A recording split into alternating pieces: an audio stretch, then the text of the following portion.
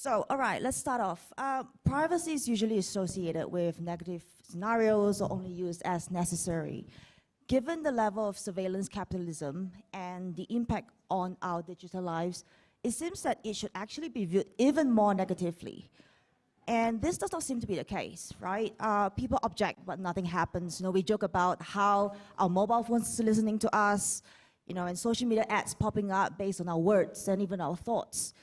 But society hasn't fully revolted, saying this is not okay.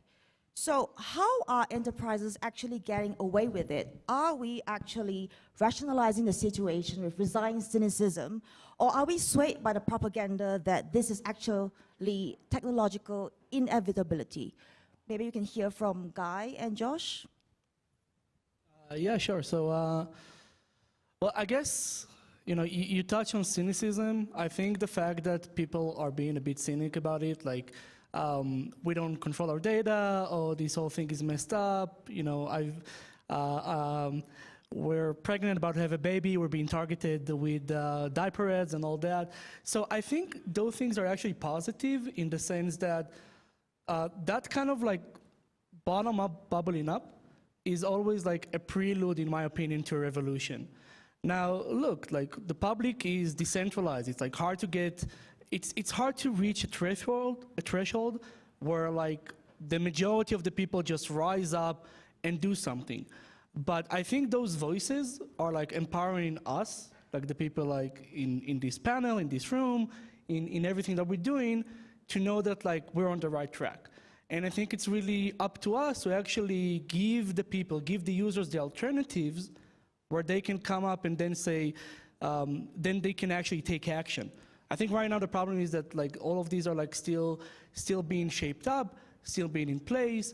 But just if you look at this panel between like Zcash working on private payments, private monetary policy, between Orchid working on private communication, Secret working on private computation, like eventually those technologies are going to reach some critical mass, and we will be able to build better alternatives. And with those better alternatives, I think that's where the revolution happens. Like I don't think this is the kind of revolution that we see people like storming the gates or something.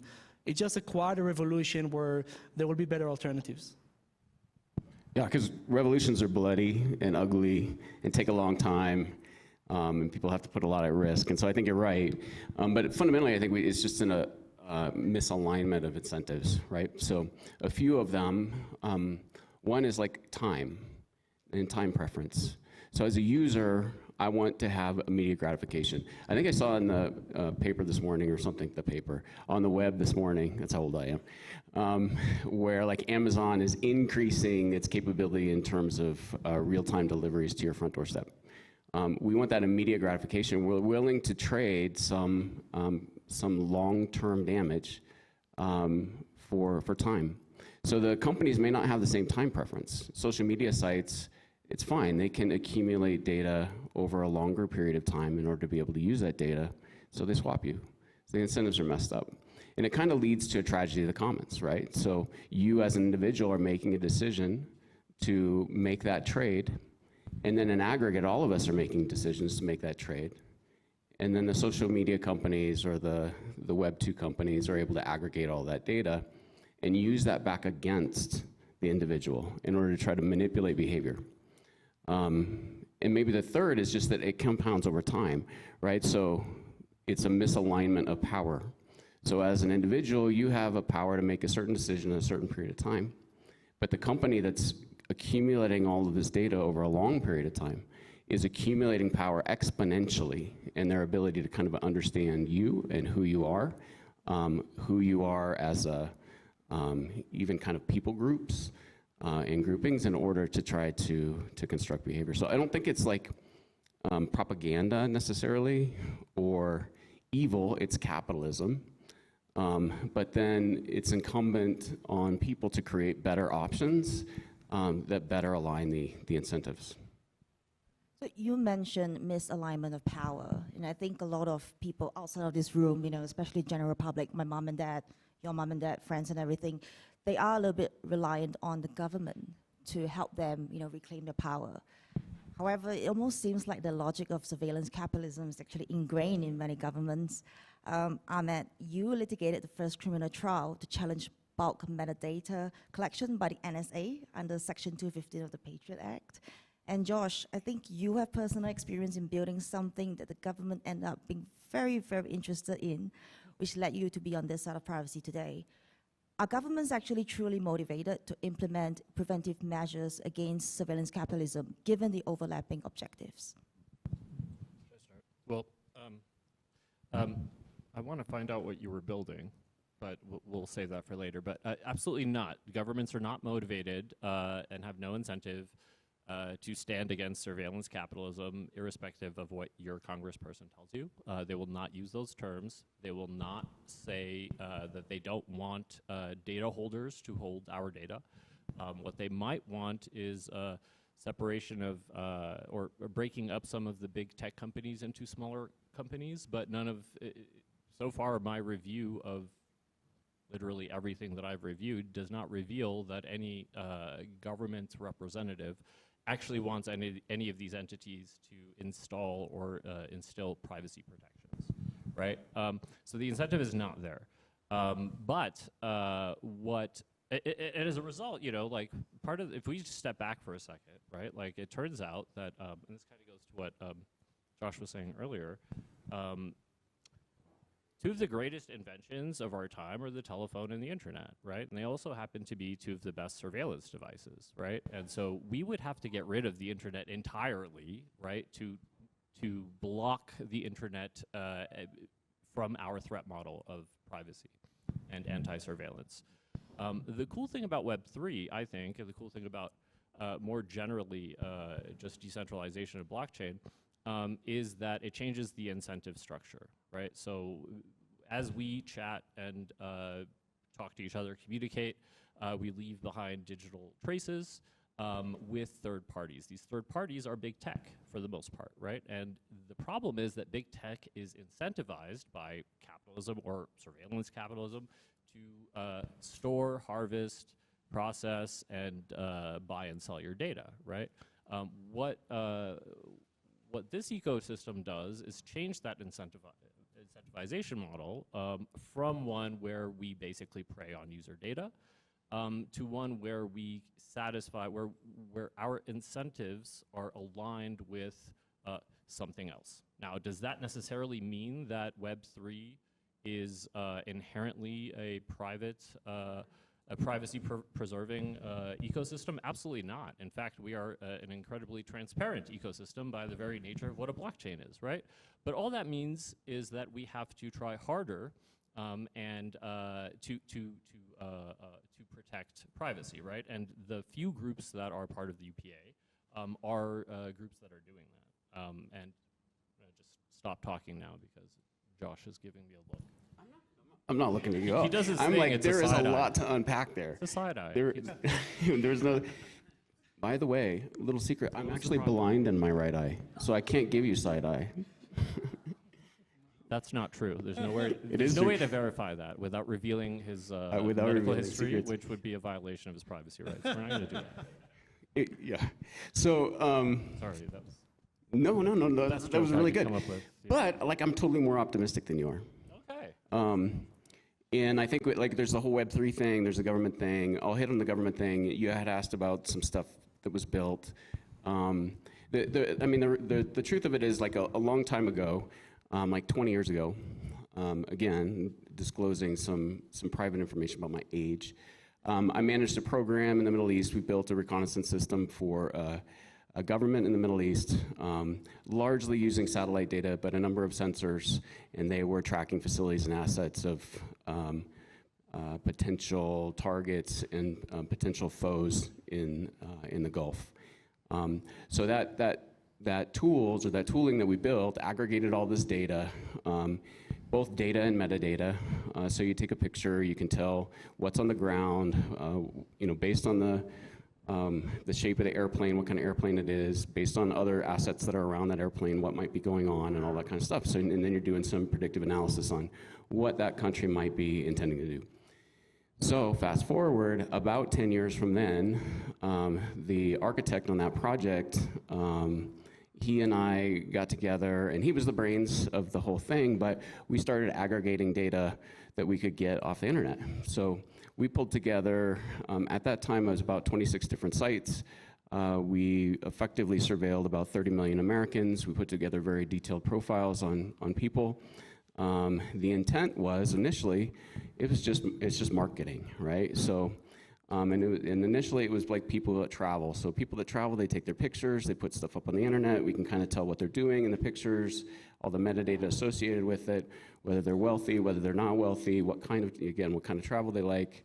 And it started getting a little creepy. In fact, my business partner wrote up a utility or an internal tool called the Creepy Crawler that allowed you to type in somebody's name, and it pulled up a full kind of set of information about who they were, where they lived, again, like likely how much money they had, because you can tell things like that based upon your home purchase is a public record. Most people do it in their own name. So we know how much your home is worth. Your car records are public record. You can get that information. Where you work, everybody puts that stuff on LinkedIn. It's publicly available, so we know where you got your education, what companies you're working for. We know generally what people make because they report through things like Glassdoor, what they've made for a particular role at a given organization. We can put together a lot of detail about people. We started with advertising, we moved to predicting how good people were at their jobs, with the goal of trying to align freelancers with companies, and how much those companies should pay those freelancers based on how good they are at their jobs. And we got contacted by a government contractor, and the government contractor wanted to know, can I use this system to determine somebody's political bias? Because we find that certain types of people do better at our organization than other types of people. This was all pre-Cambridge Analytica. We shut it down at that point. We didn't want to have access to the data. We didn't want to be asked for the data. We're pretty concerned. So when Cambridge Analytica came out, it was no kind of big surprise, and that was just one data source. But that's what we're working on. But the reason I'm more optimistic is because we have found people, like in the US government, for example, on the Hill, who are advocates for privacy and for the rights of US citizens, who have fought against things like the Patriot Act, who have been vocal opponents of things like BSA in places where there's overreach. I do think that we can get there with a combination of the right incentives and some of the right people in some of those roles. I see that more on the Hill. I don't see that as much on the regulatory side, because on the regulatory side, people are going to use the tools that they have available. And there's no doubt that all the three-letter agencies have relationships with social media companies and that kind of thing, and are also mining that data. I don't know if any of you were concerned, but I'm glad I wasn't on US soil 20 years ago. You might need to text your mom and dad about that. All right, let me veer away from government before Josh actually gives me a look, in case DC is actually watching this.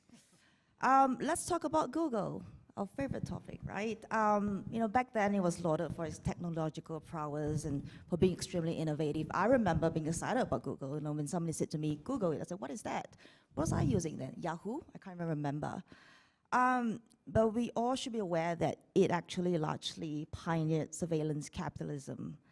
It was so revolutionary, it actually brought forth a whole generation of specialist ad tech companies.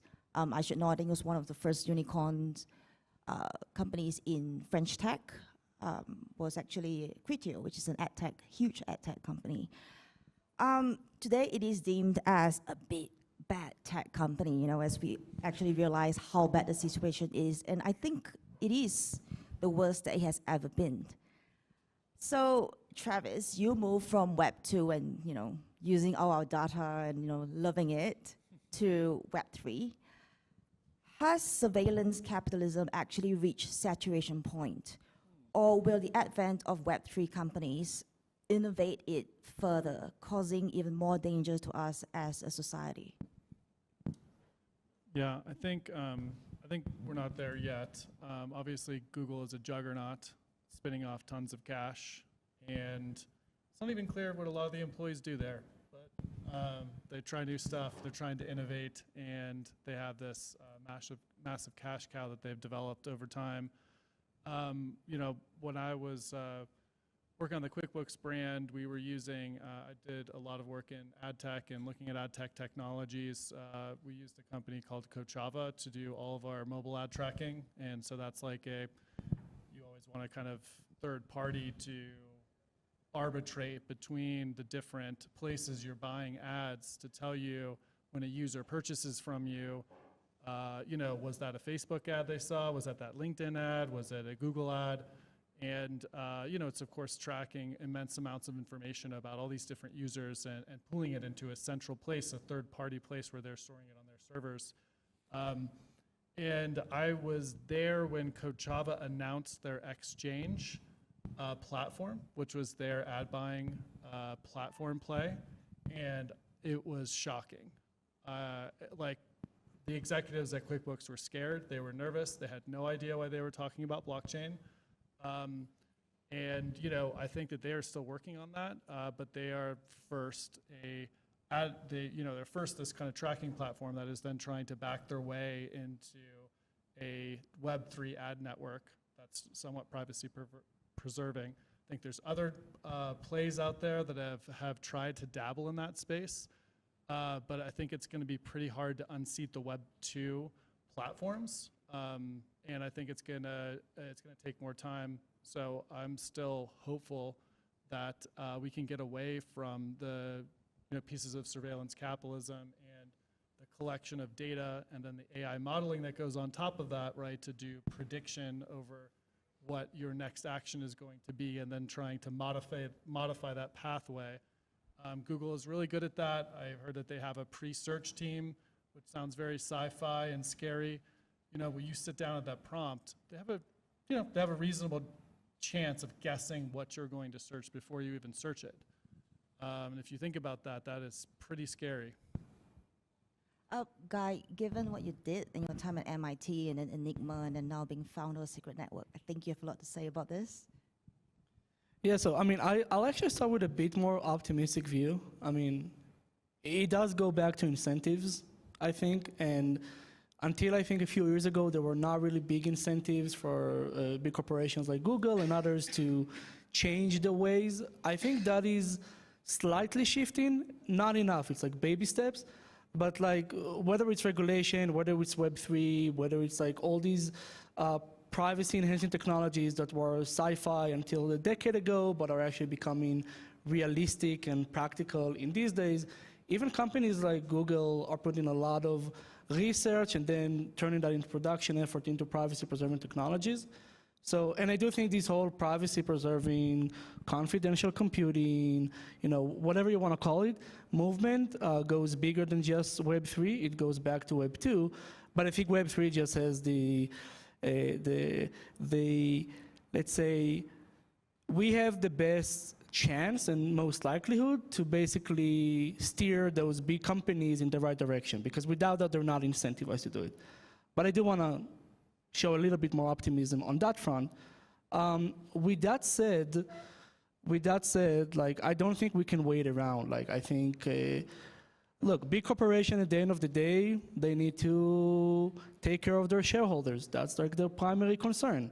And even even if these were like at some point 20, 30 years ago, like great startups, where people had a lot of, let's say, good intentions in mind, like the famous Google "Do No Evil," which kind of went away. Then it's it's reasonable from their incentive maximization, profit maximization, to do what's best for their shareholders. And sometimes, in many cases, that does not align with privacy. And I think what we as Web3 should do to Google is kind of like what OpenAI is doing to Google right now with GPT. So Google, Facebook, all of that, they always kept their models. Like they started to give the algorithms, like public, like TensorFlow, all that, but they never gave the model. They never gave the actual source. They definitely never gave the data, and it's a good thing that they didn't give the data. But now that, like, you've seen with AI, like with Facebook releasing the model in open source, and it's almost like a race to the bottom to make these more public goods and common goods. That's what we as Web3 should do. We should kind of force their hands by giving better alternatives or better technologies so that they would be forced to kind of correct their ways or kind of see the light in some form. I mean, that's my belief. So you mentioned incentives. So obviously surveillance capitalism, capitalism. So it's driven by profit-making incentives, right? So the crypto industry has seen the emergence of token economics. So I'm going to be very careful when saying token because my general counsel here gets on high alert We every don't time. mention the token. Yeah, we don't mention the token. We don't mention the token price. We don't say the word moon. Got to be Stop careful. All right. mentioning. Stop. Apparently we can't use emojis too, right? Yeah, no, apparently not. So can tokenization offer alternative ownership and business models to surveillance capitalism? All right, General Counsel, go ahead. Okay, so I think in theory, yes, absolutely, and that's the kind of cool thing about Web3 is that there is theoretically a different incentive structure while maintaining, being a capitalist, right? Because we're not going to change that unless you guys want to change that. Meet me outside later. We can talk about which protest we're going to. But if we're going to, if we're not changing capitalism, we need to find some other incentive structure, right? And that's what tokenization might do. I don't know. I have other comments. So I'll just wait to make the other comments. But the short answer is yes. I think absolutely yes. Do you need to put up a disclaimer before? Oh, no real disclaimer. I think I think in theory, yes, tokens do create a different incentive structure. Absolutely. Travis? Yeah, I mean, getting back to Google and maybe some positive things to think about. So, I mean, I think ChatGPT has shaken Google to its core. I don't know if you guys use Google. I do. I wanted to learn about, foundations a little while ago. I'm searching about foundations. I have to go through like 10 different websites. I got ads popping up. I got all this JavaScript running. I start talking to ChatGPT about foundations, and suddenly I know everything. And it's just going back and forth. It's telling me all this information that I want to look up. And what's great is it's not like I can load a website and pay it 10 millipennies. Hey, Mr. Website, I love what you're doing. I want to pay for your server costs. I want to give you some profit. Here's 10 millipennies. Can't do it. They have to have this totally backwards ad mechanism.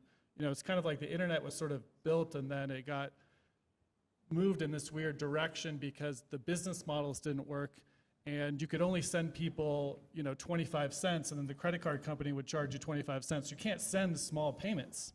So you have to kind of do this whole ad model.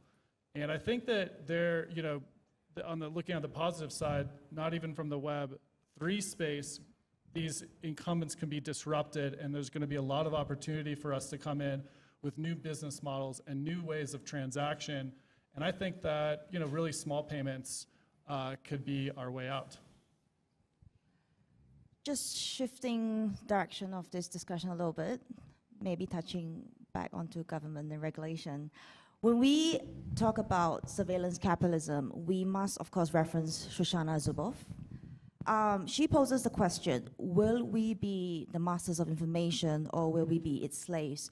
I think we're here today as privacy-preserving companies and developers who are interested in privacy because we understand that and we believe that the former is actually possible and within our control, starting by building with privacy by default and by design. However, implementing measures against misuse of enterprise surveillance is very difficult for countries because it requires a structural change to the system. What is the fastest route for us to reclaim our privacy? Is it regulation, or can we build our way out of it, especially with the unprecedented innovation we've seen in the Web3 space? Josh? Yeah, you're asking if we can trust the government to build this solution for us. We probably have a common perspective on that in this room, would be my guess.